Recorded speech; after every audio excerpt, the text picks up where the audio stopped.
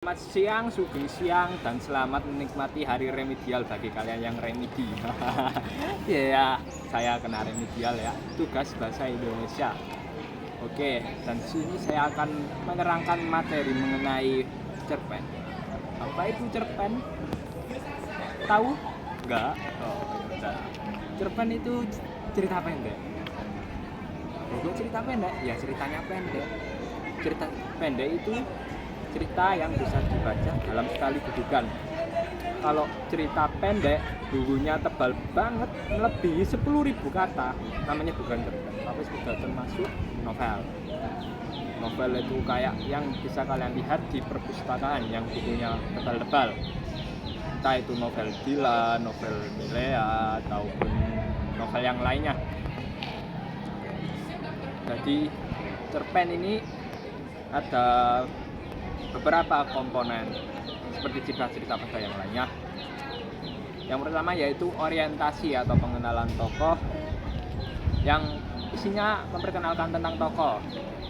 Perkenalan itu bisa langsung secara frontal atau secara tersirat atau tersurat. Contoh yang dari tersurat itu, ini Budi, dia orangnya malas, itu tersurat. Kalau tersirat ini biasanya mayoritas kebanyakan kreatornya menggunakan perspektif orang ketiga. Nah, untuk perspektif nanti saya akan jelaskan. Contoh dari yang tersirat itu, Budi tanpa dia sadari meninggalkannya. Mengapa demikian?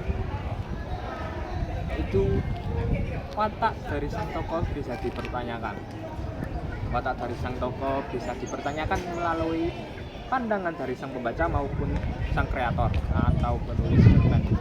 Nah, setelah itu setting. Setting atau latar.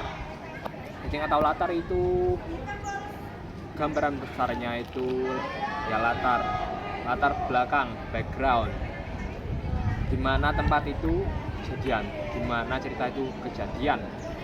Contohnya, Budi sedang berada di Roma, berarti dia sedang berada di Roma, di Italia.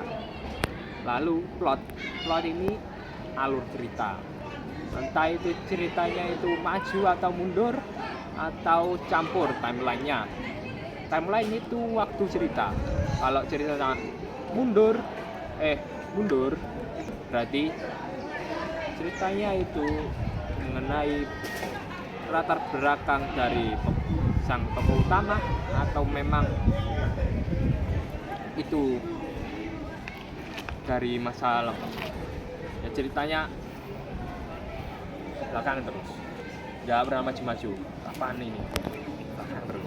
Nah, kalau yang maju, nah ini yang sering dipakai ini. Maju terus, kayak Budi ya, makan, habis itu mandi ya, misal. Kalau yang campuran ini maju mundur, biasanya yang semulanya di masa depan langsung kembali ke masa belakang, masa lampau. Entah itu dalam perihal flashback dari tokoh utamanya atau apa-apa.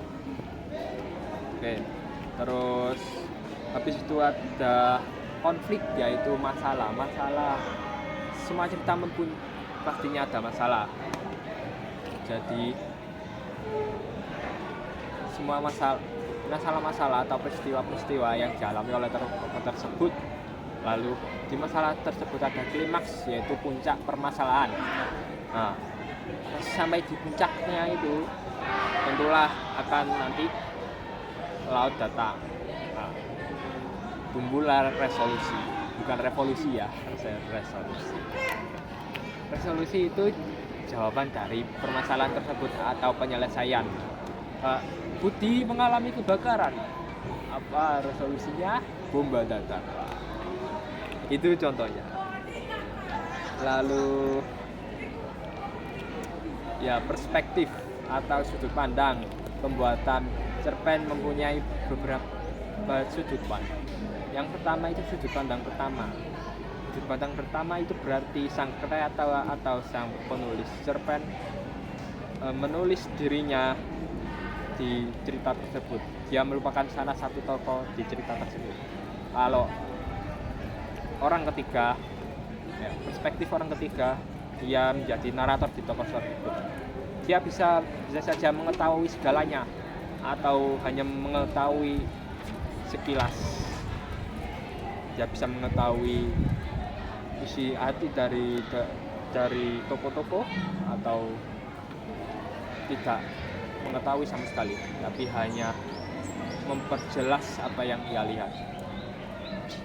Kata lainnya adalah omnipoten. Sekian itu saja yang bisa saya sampaikan dari materi cerpen.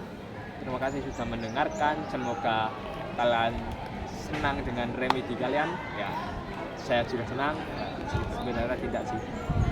Mau jalan. Saya akhiri sekian dan terima kasih.